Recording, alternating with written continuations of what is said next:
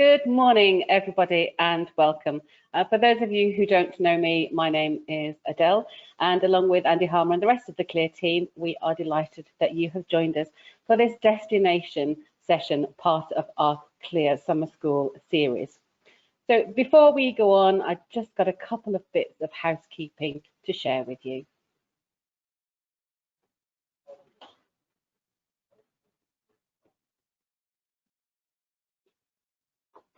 So you will be in listen-only mode for the duration of this webinar, and we'll also be recording the session so that we can share it on the CLIA website at the end of the month. So if you have anybody in your teams or in your company that would benefit from a session like this, then it will be available online soon. We will also be using the questions section of GoToWebinar, so please do submit any questions that you have. There's a text box to the right-hand side of your screen, and if you click on it, it will open it up and make it easier for you to submit any questions. We'll try to cover as many as we can at the end of the session. If we haven't managed to answer any of your questions, then please do email me at afoster@cruising.org, and we'll do our very best to answer every question that you have. So this morning's session is on the subject of cruise destinations and will be run by CLIA's very own Peter Kollar. Good morning, Peter. Are you with us? All the way from Australia. Good morning, Adele. I'm just switching myself on. Yes. Well, it's good morning to you. Good evening to us. Good evening to you. Yeah, absolutely. So Peter is a strong voice for the cruise industry, and he designs a number of professional development programs on behalf of CLIA. His scope of cruise knowledge spans his 25+ years, from onboard roles of servicing guests and training crew to facilitating and managing the logistical complexity of cruise shore excursions in over 100 countries. So his destination knowledge experience is absolutely second to none. So without further ado, I'd like to welcome Peter Kollar. Thank you, Adele. Just rolled off the tongue, didn't it? Absolutely. My background is cruise destinations. Obviously, been on cruise or in the industry 25 years, but about a decade working at sea, predominantly as a shore excursion manager for the very lovely brand of Crystal Cruises. So very fortunate to have the opportunity to travel around the world, and I'll talk about, it's not about me today, I'll actually talk about how we design courses and some tips for you to sell travel, in particular using the destination aspect of it, and from some of the experiences I have as well. So we'll go to the next slide. I'll just give you an overview of the three main topics that we will feature today. And we're going to look at some of the scientific evidence as to how destinations help cruise sales. So I'll make it quite simple. Then the majority of time we'll look at the insights to the various region. And again, this is based on my experience on board, but not just my perceptions, the perceptions I got from all around me. And then a very quick tip sheet as to where to start. So let's start on our next one, which is how destinations help cruise sales. And I'll get Adele to move over to the next screen. So here's a term, neuromarketing. So over the last decade, we've seen more and more research in neuromarketing, which is basically, it's about cracking the code to consumer behavior. Like, we all want to know what they're thinking and how they buy. And it involves the direct use of brain imaging, scanning, and other body technologies. And it gathers data that can objectively explain critical neurological processes clients actually can't self-report. They don't even know they're doing it. It's more on the subconscious level. And it provides a really unique insight about how we understand, we feel, we engage, and ultimately become persuaded by a message, particularly the influence of buying, which is, you know, a little tip sheet that we all need. So I encourage anyone in sales to do some further research, because it is a very broad subject. I today have taken some small takeaways, or I brought them here just to what I feel is relevant for the travel agent in particular, and of course our session on destination training. So firstly, let's look at persuasion is greatly influenced by pictures of people, smiles, certain colors, and, you know, some of these other attributes, but there's one common denominator in all of those, and that's internal imagery, be it mental pictures or video. And these have the largest persuasion effect on clients' subconscious decisions. And surprisingly, I worked as a travel agent for a little while as well, always trying to talk my way through logic, but logic has very little to do with clients' decisions, even though we as agents, tend to use this method when we're trying to close a deal. Okay, so in your sales, try to provide vision by using pictures and videos where you can. But if you're selling face-to-face, like a lot of us are, apart from using the brochure if you've got them available, it's about creating an image through your communication. So with that, here's the most absolute critical part of everything about neuromarketing and imagery. For it to work best, it has to be relative to the client. If they can't see themselves in the picture, then you can just try and logically explain why it's the best cruise, but the sale isn't going to happen. So statistically, being relative has the best chance of creating a connection with a client. And any of you who have done basic sales training, the connection is the key to creating emotion, of which all travel sales are based. It's all based on emotion. So this is also why using destinations can be a great strategy.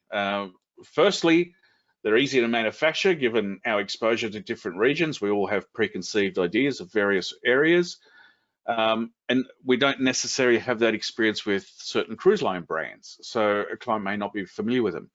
Secondly, if you've really qualified well, and this is such a key component, you know your client, their motivation, their needs, their interests, their wants, you can actually create a destination picture tailored to connect with them and create the emotion you need to get your sale. So here's an example on the next slide. I've got 4 pictures of a beautiful young lady visiting Paris. She really wants to go. Which one of those is the best to communicate to her experience? And the answer really is either of them. It really depends on her attributes, her needs, her wants, the experiences she wants to have, whether it's the gastronomy of the French cuisine, whether it's the shopping, whether it's the immersion of different learned activities like photography, or maybe she's bringing a partner for that romantic French weekend. Oui, my French accent's terrible. So you can create the picture depending on your client, and the more you know your client, obviously the better. Okay, so let's get to it. Let's have a look at cruise regions. Now, here's a picture of me very young in my early days of cruising, very handsome, I have to say. Thank God Andy's not on microphone at the moment. So here's what I learned. So again, this is not my perceptions, but every day as a shore excursion manager, I had to write an operations report. So this is the feedback from all the staff we had on every bus on an excursion, how the day went, what tours rated, what didn't, what went wrong. Plus, we obviously have a service desk, so we get a lot of onboard feedback, and they're not shy. We also go out on tour and experience the region, so we get the feedback, talking to clients and so forth. And of course, at the end of the cruise, we also write a post-cruise. Well, the passengers do a post-cruise survey, so we can certainly see, even if they haven't told us to our face, what's resonating, what's not. And so I'm going to overview some of these regions. So this is the collective of what I've found through the years to give you a bit of a heads up. So if you don't know your client 100%, you can start with these things. Now, the first question I get on the next slide, oh my God, how am I going to learn all these ports? I mean, these are just the top 300 ports of more than 2,500 around the world.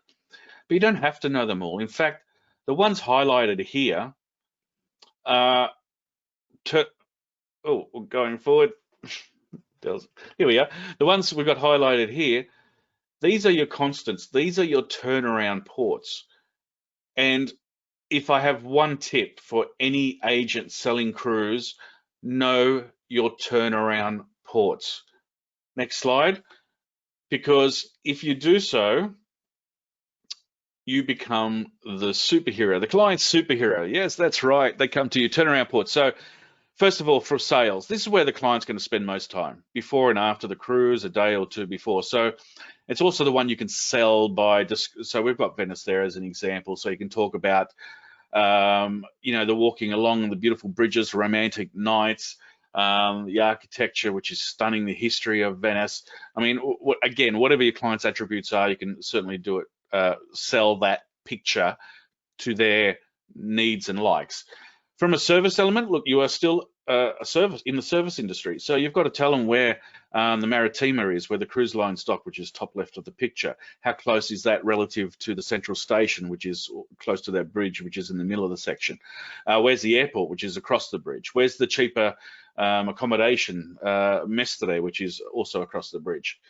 So there are certain elements, logistics. How do I get into St. Marco Square? How much does the gondola cost? Blah, blah, blah. So these are important. The better you are at that, man, you are gold, and you are the cruise expert. So they're going to go to you all the time and recommend you to everyone. And finally, as a profit, this is where you upsell. This is where you upsell 2-3 days. You know, maybe spend some extra time in Padua or some surrounding regions of the Venetian sort of lagoon there. And so knowing your turnaround ports is, in the end, big for your pocket, reputation as a service person, and actually helps you sell the region. So, and the reason I say turnaround ports, they're constant, so they don't change. The ones I had highlighted earlier, they're the ones around the world. They don't, you know, that's it. So you don't have to know 3,000 ports. You're probably 40 at most, and you'll be a superstar. All right. So as we move on, let's start with the regions. First of all, what I found with Alaska, again, this is from the feedback we get from clients. Now, the clients aren't so worried about Ketchikan, Skagway, all the various ports themselves from a logistic point of view. They're going to Alaska, they're booking Alaska because they want the experience. Now, the experience does vary to the client. We've got nature, of course, we've got the glaciers. My favorite time personally for Alaska is that beautiful orange-hued picture there in the fall, where it's shoulder season. It's a bit cooler, but less crowds and beautiful scenery. So if you love nature, you can certainly experience that in Alaska. And well, that's the scenic nature, but then of course you've got down the bottom, you've got the wildlife, the bald eagle and the bears and the whales and so forth. And of course you've got the various activities. So you can manufacture your communication, that internal imagery you're trying to create for your client, depending on which one of these pictures resonates best with them. Okay, and the next one, as I showed, Ketchikan, Skagway, Juneau, Seaward, these are not big attractions for the cruise client. So knowing these are not as important as maybe some other ports around the world. So don't worry if you don't know them too much. And you know what? There's not much to know to them. You can see they're quite boutique and small, and experience just walking off the gangway to a various extent. Most people will go out on tours. But I do want to make a point with the next slide. Alaska for families. A lot of us associate Alaska with seniors, which is great because a lot of them do like to spend a lot of their retirement exploring the world, and Alaska is always on the bucket list. But don't neglect Alaska for families. It's such a learned culture. You can see the top left. You can go to Inuit communities and learn how to how the totem poles are made and the hierarchy from top to bottom and what the meanings are. You can do actual activities. You've got to keep those kids entertained from all the sugar they have on. Dog sled farms are awesome. And the fishing, and there's wood chopping, and there's so much learned activity. And the kids always have something to do. So always keep that in mind if you've got a family. And finally, the one thing I love about Alaska, it is a really good balance between cruise and land. So when I'm selling this region, I'm always combining the experience of what you're going to do on board, what that particular brand provides you, and how close you are to the shoreside experience, because you're actually witnessing it along the way. It's very protected within the fjords, and then going ashore and experiencing all those other aspects that I said. So there's such a synergy between the cruise experience and the land experience that is actually a really good one to sell. Now, Europe, for me, and I love selling Europe when I'm in Australia and New Zealand, because for us, it's a no-brainer. Look at the amount of ports there, and that's obviously just what can fit on the map. There are hundreds and hundreds and hundreds. So the first thing, without even knowing your client, the range of experiences you can create from itineraries in Europe are very special. So you can certainly do that through cruise than any other medium or segment of travel. And of course, you know, the old cliche, unpack once. The ease of which you do that is obviously quite an attraction for a client, and of course the value, because of all the savings you have from land. So that's from an overview of Europe. But what I found from my experience as shore excursion manager, that knowing ports is real ideal in Europe. So if we go to the next slide, there's two things here. What I found from our stats over the decade is it's a 50-50. So 50% would choose a tour and 50% of passengers will explore on their own. So as an agent, you've got to sort of work out what type of client you are. Are they self-explorers? Are they tourists? Are they a mix and match? And port logistics are important in this sense, because with Europe, you've got a bit more diversity or a bit more nuances within each port. So Monaco, do I walk straight off? Livorno, is it a 2.5-hour bus ride? How is it in Civitavecchia? What are my experiences in Southampton? So you do need to know a little bit about the port logistics, and of course you can look at the CLIA resources for that. But what I found, if we go to the next slide, the one thing I love about Europe is that because there's so much to offer, with the history, the culture, the attractions, scenery, activities, social, politics, particularly around the Black Sea area, you can manufacture imagery for your client any way you want. Now, of course, that is dependent on how much you know the ports, and that's a big ask. But from what I've seen from on board, the ports are real. It's the fascination, not so much the experience of Europe. Specific ports, they're there for a specific reason. So you need to find out, qualify, and design your imagery towards that attribute. Next slide, we look at, the Baltic. Love the Baltic. What we know from our research, that 80% of passengers that choose a Baltic cruise have done so for the primary reason of Russia, or specifically St. Petersburg. So I know you don't have to know all the ports, and you want to stick really to start with the turnaround ports, but one port in the Baltic that you should know is Russia, because 8 out of 10 clients who are looking towards that cruise are doing so because of St. Petersburg. And from my experience of running tours all over the world, I've run literally tens of thousands. St. Petersburg is the most extensive list of options. So we used to, like you can see on that slide there, tour A, tour B, tour C, all the way to Z, and then we had to go into numbers. It's the only port in the world where we ran out of the alphabet for tour options. And so, yes, you want to get your clients there for 2 and 3 days, which is better because they get to experience more, and they'll be out on tour. So you don't have to know all the tours, but this is a real strong location for cruise, and it's an easy sell. The diversity and experiences that are available in St. Petersburg.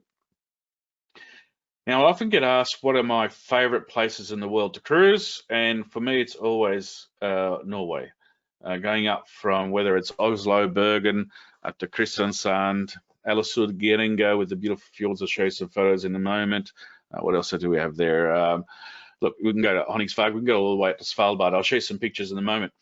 And when it comes to this, selling this region, you don't even have to open your mouth much. Show them pictures. I'm just going to go through, Adele, if you can just go through slides, just nice and slow. Beautiful fjords, serene, waterfalls cascading, ice-capped mountains. You are always outside and viewing the landscape. It is breathtaking. This is a picture just halfway up through the port of Geringa, where the ships can anchor, or now there's a sky deck we can actually walk off, but you can venture up into some of the craters and so forth. How beautiful is that? As if your client wouldn't want to go there. What have we got next? This is a little port of Flum. So on the right is Flum. We actually take the scenic railway up through the mountains, into fjords, across waterfalls. Absolutely spectacular. There's small boutique areas as well. Next one we've got, it's like a surprise. Here we are. This is Bergen. Beautiful little harbour, Hanseatic League homes, There's a lot of culture here with the music and the arts. So if your clients are into there, they'll definitely want to see this area. Unbelievable fish markets, again, stunning. And even remote places like this one. So I was one of the first cruise lines to go into Longyearbyen, which is in the island of Svalbard of Norway, which is about 1,000 kilometers short of the North Pole. But you're not selling this obviously for the aesthetic beauty, although there is certain elements. This picture doesn't show it, but the remoteness, you know, the bucket list items. You know, did you know you're going to be 1,000 kilometers short of the North Pole? Blah blah blah. So this sort of sells as well, depending on your client. And the final picture here, this is, we showed you halfway, this is all the way up, and it looks dangerous, but there's actually a little cliff or landing there, so even if she did fall, she'd fall 3 meters. There's another one there, but great photo opportunity. But this is the beauty of our world, and this is what you're selling. Now, the Caribbean. Clients aren't from my experiences, we're not too worried whether it's St. Thomas, St. Bart's, Anguilla, St. Kitts, St. Nevis, St. Lucia, Martinique.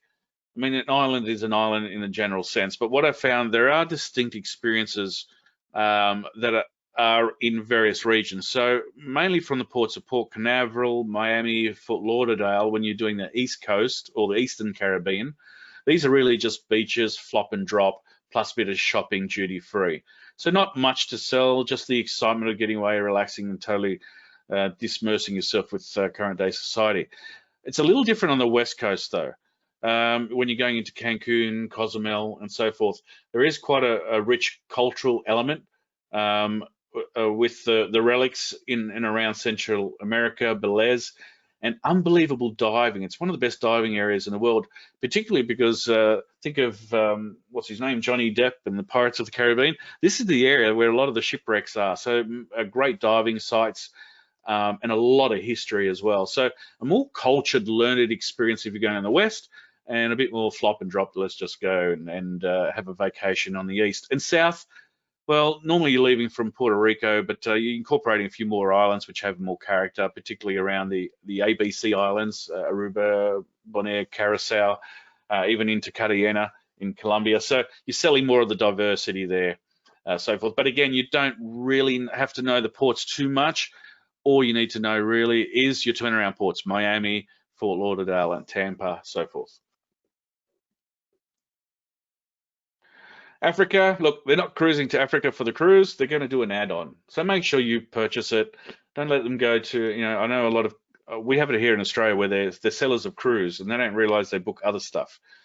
Sell your cruise and sell the add-on. They're not here for anything else but having an extra experience, whether it's the Masai Mara up the top, moving south Serengeti, Ngorongoro Crater, and moving down to Mozambique and Cape Town and so forth. So be aware of, as soon as you see Africa as their intent, think safari. Now with safaris, it's not a one-stop shop, guys. There are a lot of nuances and you can mix match this matrix any way you want. So on the left, you have all the destinations available. So Kenya, you've got your luscious savanna. You're going into Namibia, where you've got your desert, sand desert, right by the ocean, into Susuflé there, into the desert, into other remote areas. So each destination has a strong affinity to certain species. So if they particularly want to see an elephant or jaguars or whatever, they are not just anywhere. It's not a zoo. They are in specific areas. You've got different types of travelers and, of course, the experiences from budget to luxury. If you got Africa, just ensure that you do a little bit of research, because it's not just, hey, let's go on safari. There are a lot of options you can create for them here. Obviously, I can't do it all in one quick webinar. Now, Asia's a difficult one for some of, I know I've done a few conferences. I did one in Copenhagen for you guys, as well as Asian River Cruise. And the Asia destination as a sell has been a little difficult for some people. From my experience in touring and diversity are two focuses that you need to have.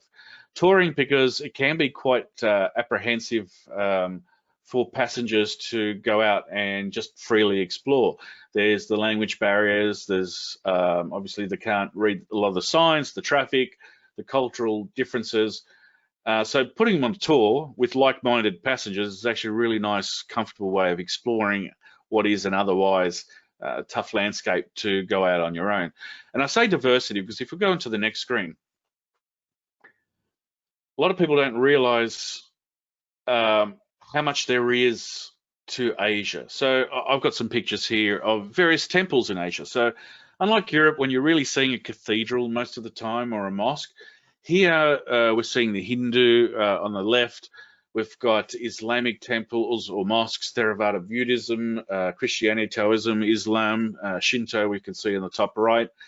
Every day you're going from port to port, you're varying different religions, history, architecture, experiences.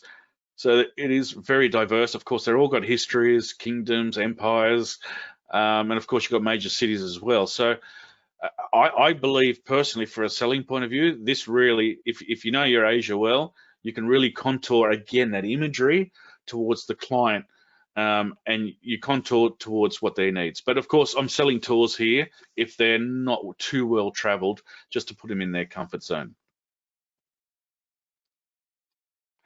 Now, one of the challenges for Asia is actually one of the most developing areas as far as cruise ports go. This is a quick picture of some of the developments happening in China that we do a lot of work with at the moment. There are certain ports in operations, others getting expansion, and new ports. So this can be a little daunting for agents. Just again, remember Shanghai, Hong Kong, Beijing, they're the main ones you need to know from a Chinese perspective. If we move on to the next slide, just extrapolate that across Asia, and all of a sudden this looks very hard to digest. But you know what? Just start with, particularly in Asia, start with Singapore. That's your real hub.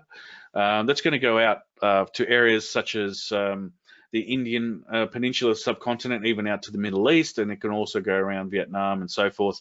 So Singapore is a really, really good one to know. And of course, it's a good hub as well because it's got the majority of traffic and a lot of diverse experiences from cruise perspective, be it from the luxury, premium, contemporary products. I do have a caution that if you're selling ships that are leaving and coming back in either Beijing or Shanghai, 99% of the passengers will be mainland Chinese. Now, this is not a warning to say, oh, whatever, I'll show you the next slide. It's more so that the experience is very different. So we've done ourselves, CLIA has had, in Australasia, we've had our Masters Conference there in 2015, we've had it in 2017.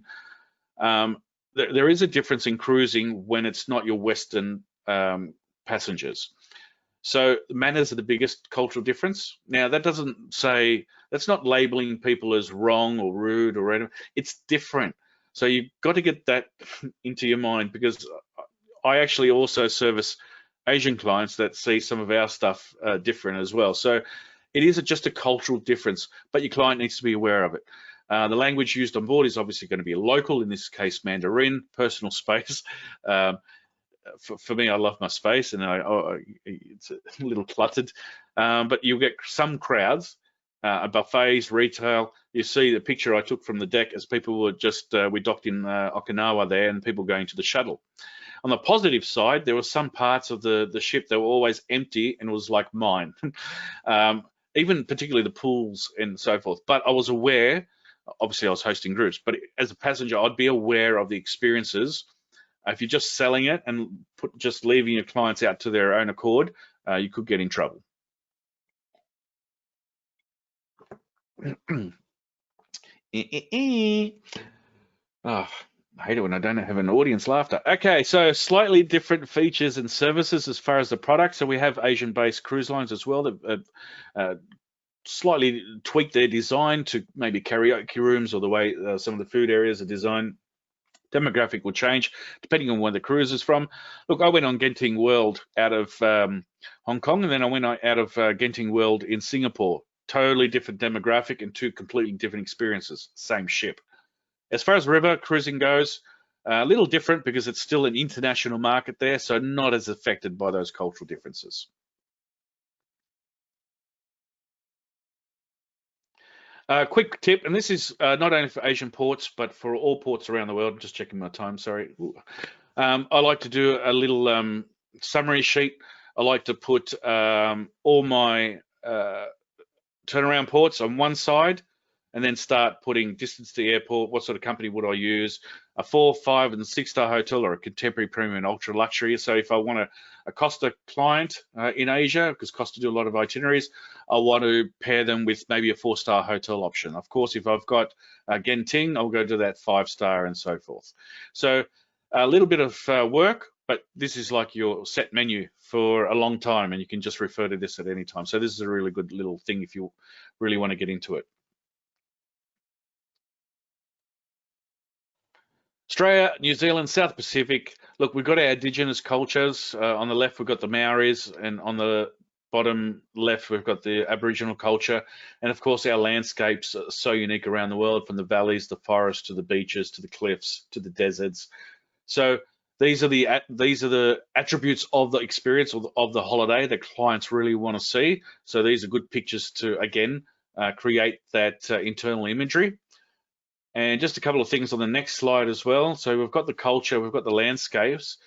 Don't forget this is a very big area, so you're going to get days at sea in between. So it's a good mix to actually enjoy the product as well, the actual cruise line you're sailing in.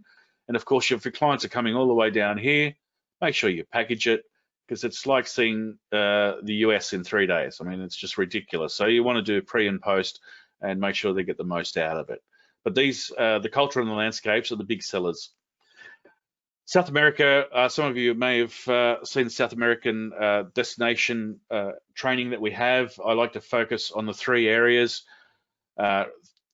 remembering that 80% of cruise itineraries run from that sort of mid-continent down the Horn and up. So on the left, on the west side, a lot of the touring aspects around the Spanish conquistadors. You've got the Nazca Lines, Pachacutic temples. You've got, of course, Inca and Machu Picchu. So a lot of the tours around people and culture and history. Then as you go south, man, it's the only place in the world I absolutely guarantee nature and the scenery. Torres del Paine, you know, the ones I'm forgetting now because I'm muffling. The mountains, the Beagle Channel, the nature is just so rich. So you got, and then you go up to the East Coast, and you've got Buenos Aires, which is my favorite city down there, Rio de Janeiro, Salvador, Fortaleza. So in one cruise, you get all these 3. What an easy sell. And then you can also, again, tailor towards what your client is. So South America is a really easy sell. Just get your embarkation ports. Is really only Valparaiso, Buenos Aires, and Rio. That's it. And then just understand a bit of the experiences. So do our training there. Mexico, New England, just briefly. Mexico's pretty basic. A lot of people aren't there for too much more than the beaches, some dabbling in shopping, and I'm not talking high-end there, I'm just talking knickknacks, cultural items. There is a bit of cultural aspect of it, but from my experiences, and particularly from the stats that come out from cruising in Mexico, a lot of first-timers and a lot of young people choose Mexico as a cruising option. One of my favorite seasons in the whole world is the New England. The foliage here through October or through the fall is just spectacular. Now you've got little fishing harbors and beautiful scenic areas, the St. Lawrence River. Oh, it's absolutely beautiful. Then throw in New York, Boston, Montreal, Quebec. So again, you can really tailor to your clients. And then what I love this, particularly for seniors, sometimes they try to do too much on a cruise. Man, you hit a big port, you go explore like New York, have a day, have a relax, Martha's Vineyard or something, then do Boston and relax. Then you're doing some other little fishing port, Bar Harbor, I love, Stephen King sort of area. Then you go into Quebec. So you can, you know, do your hard, your soft and relax. So it's a beautiful, beautiful trip. And World Cruise. So I've been very fortunate to have been part of 5 World Cruises. The one thing as a selling point, there's 2 things as a selling point. You see bottom left, I just looked up Queen Victoria's lead-in price for 2022. £14,000 per day, 130. Come on, guys, it's so cheap. I can afford it. I can't, but anyway, your clients might. So you got to break it down per day. And the one thing you can't read in a brochure, guys, you can sell the hell out of all the destinations and everything, but I've got this little scientific little symbol on the screen. It's a molecule that's bonded. And this is what you get for 100 days or so. You bond with the community you're on board. These, as I said, I've done 5 to this day, and the first one was 22 years ago. I am still in contact with people from that cruise, passengers that live in Orange County, and another one up in Newark. It is lifelong bonding, friends for life. You're sharing all these experiences, emotions, and life with a common group, and it stays forever. So that's how World Cruise is sold.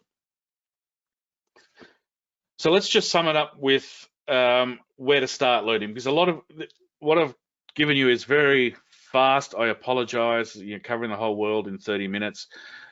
The first thing, close to home is going to sell the most. Statistically, every market, the US, 70% close to home. Australia, 70% close to home. Asia, 90% close to home. Not sure what the UK is, but I know historically it's always around that figure. Why? Because your clients, less time traveling, cheaper flights, don't have to adjust to time zones. So it's an easier sell. Know those ports and that region first as a destination expert. Secondly, turnaround ports. I told you the importance.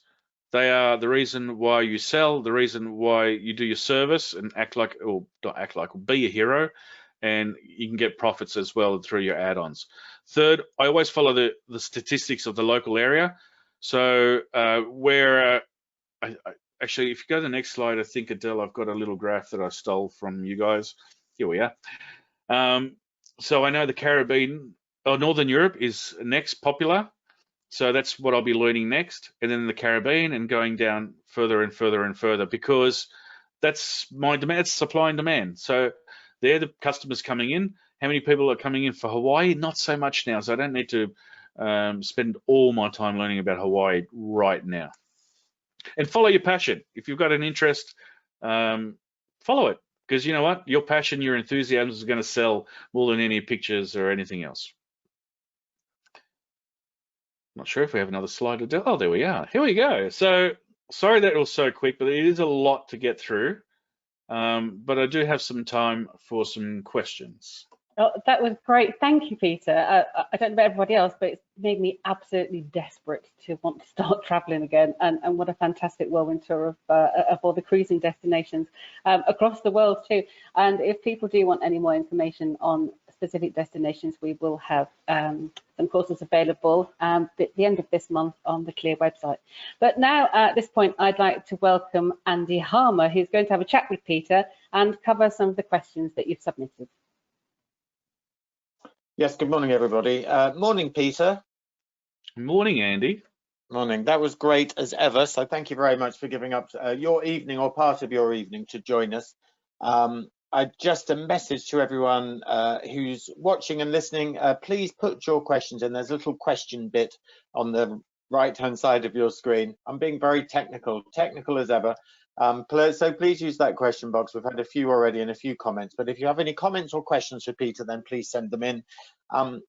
Sarah, thanks for your comment. Completely agree, saying that this is making me miss travel and cruising very much. So I think we're all in that same place, all Sarah. Of us. All of us, exactly. Lydia saying absolutely fantastic presentation. Thank you, and learned a lot. We've got Peter for about another 6 minutes. So I'm going to try and get through as many questions as I can, Peter. We've known each other quite a long time now, but you spent a decade at sea. So in terms of, I know you get this question all the time, but in terms of places that you have visited, are there any kind of hidden gems or places that always appeal to customers and agents alike? It's funny, I mentioned Norway previously, and it's funny because from all those years that I used to do it, it was the return passengers that always, it was the sold out cruise all the time, always sold out, but only from past passengers who had learnt about it. First time cruisers weren't quite aware, and they had other bucket list items. But if there is any cruise destination that's really worth it, definitely from a river perspective or from a cultural perspective, that's probably affected me the most. And I get quite jaded, you know. Antarctica here, you know how it is, Andy. I'm just the Sure. Irrawaddy and the Burmese, the Myanmar area, Yangon up to Mandalay, Bagan. It's raw, it's untouched. People are authentic. And I think we're seeing that in travel as well. We've seen this, and I know you've spoken on the many broadcasts that you've been on about destination immersion, and that's what people are looking for. And for me, Burma and the Irrawaddy River, that's a perfect example. Now it's even the Brahmaputra in India that comes from the Himalayas down to Kolkata and out into the Bay of Bengal. But these are raw, untouched, and a good time to do it now before they get all commercialized. So for me, there's still the areas, but you know, I always think there's something to find in every place. You know, I know that sounds really fairy, but I do. You know. Yeah, and actually the one thing about all of the regions you spoke about, and you mentioned it in your presentation, is that the guest experience can be different either by guest, but also they can be different every time you cruise. So the Mediterranean, as an example, which is our most popular destination, you can have a different Mediterranean cruise every time you take a Mediterranean cruise. Yeah, I get upset sometimes when I see these, you know, when the passengers are writing feedback on Cruise Critic or wherever it is, and this is the way Venice is. You know, well, I've been to Venice 40 times, and you know, but you sort of get an idea of what it's like. That one experience doesn't necessarily reflect its nature, its character, its personality. So I think all travelers need to be liberal and open-minded and just go with the flow. You made the point very clearly early on that those turnaround ports are really, really important. And we've had a couple of comments, one from Rosemary, one from Jane, about how do we get hold of that list of turnaround ports, or where do we get more information about those ports? Well, good question. The ones that come up, we should have a list somewhere, but they're the ones that obviously in your brochures that are always, I mean, you know, you're from your region, you're going to get Southampton, Copenhagen, Stockholm. What else is around your area? I'm trying to have a think. There's a million and one. We're spoiled. How's Liverpool going? Are they still going? Liverpool, still yes. If you're listening from Liverpool, of course you're still going. No, I used to love going into there. Yeah. These are your main ones, you know, and then as you go down, you've got your Lisbon, Barcelona, and you move up into Athens. So they're not too hard to find if you actually look into them. What I find now, I used to always keep all this material on them, and, but you know what? It's too hard. They change all the time. Things change. The new terminal here. So I actually have in my favorites port section. I have a little port folder, and I keep the links to those. So the Barcelona Port Authority. So if my client's going into, you know, whatever docking location, or Stockholm, I've got 9 different, you know, docking locations. So if they're going to Skarsgård, what does that mean for my client experience, or so forth. So I generally just try and find those key ports. They're constant, like I said, so you'll see them all the time, and then just maybe link it through a website official page. Yeah, keep up to date with those turnaround ports, particularly those that you sell a lot of, because there's lots of shared in our training. I have to say, sorry for interrupting, but we do, when we get to a turnaround port, we spend 2 to 3 times more on that port than we do some of the other destinations. So we actually feature it in ours as well. And you've made the point before at one of our events that actually those turnaround ports are the places where you make your money. So can you just explain what you would mean by that? So you've got to fly your client into that port. So there's your airfares. You've got to give them transfers to the hotel. You've got the hotel. You've got pre and post. You've got your day tours. And you've also got additional add-on options, 2 or 3 days and so forth. So the reasons I say turnaround ports are so important to your profits, everything on your file is not just the cruise, it's revolving around that beginning and end. So those turnaround ports are even more critical for your bottom dollar. Absolutely, and a lot of people, I guess, would often forget those, how important that is, those turnaround ports, because people do like to stay over and see some of those places that they're departing on, because they may, the cruise may not have an overnight there or spend much time in that port. I'm conscious that we are completely out of time. We are going to get you back, Peter, though. I thank you for agreeing to do that, but we will certainly ask you to come back, because I think we've had so many questions and so many people join us this morning. I just want to finish on that build your library point that you made right at the end there. And you mentioned some of the links that you should have to some of the ports, but and again, related to that vision to sell, using vision to sell. So keeping a library is really important. Tell us more. Sorry, I just missed your last. Sorry, the question. Well, so having all of that information to hand about those ports is really important. It is, but you don't want to get too in depth with it all. From what I found is you need, and even the neuromarketing statistics and research, you've got to keep it very simple. What neuromarketing also shows, as soon as you start throwing off names or jargon, you've lost them. You've got to keep it really simple and relative. So, if we're talking about Barcelona, I don't have to talk about how Los Rambles goes off to the Gothic Quarter into Placa Catalunya to catch these. I can, but I'll do that for my client later. I'll be talking about the ambience, the culture, the tapas, the people and their contemporary lifestyle, just really keeping it basic in the cultural exploration you're going to feel out of Barcelona, more so than compared to some of the other Spanish ports, which are quite different. So that's how I would do it. And of course, my dialogue would change to, I'm talking to you who's experienced in that area, but it would change according to who I'm speaking with. If it's a family, my dialogue changes completely. If it's a romantic couple, it's really talking about some of the beautiful cafes and eateries that they can experience, particularly around Port Olympic at night with nightlife and things like that. So I could talk about Barcelona all day long, but my dialogue changes every single time. It's never the same. It's basic. And I don't go too often. If itinerary, you're going to have 10 ports. I'm going to talk about 2 that I feel is going to resonate with the client, or they approach me about. I'm not going to have to show off what I know to them. I've lost them. Great advice, Peter. Peter, thank you very much again for your time this morning, or My in pleasure. your case, Anytime, your Andy. evening. Peter is a great asset for CLIA. He, as you heard, is very knowledgeable about destinations. He's helping us very much build our global training and development. So thank you, Peter. And we will have Peter back kicking and screaming at some point in the next few months. So stay tuned. Just to remind everyone that tomorrow morning at 9 o'clock, as our destination theme continues, where we're joined by Intrepid, by Seattle, by Singapore, and also by travel journalist Sarah Macefield, talking about destinations and from her opinion as a travel journalist. And then we are back next Thursday at 9 o'clock in the morning as well. But thank you for the questions, thank you for your feedback, and thank you for joining us. And from Adele and Peter and I, have a great rest of the day. Thank you very much.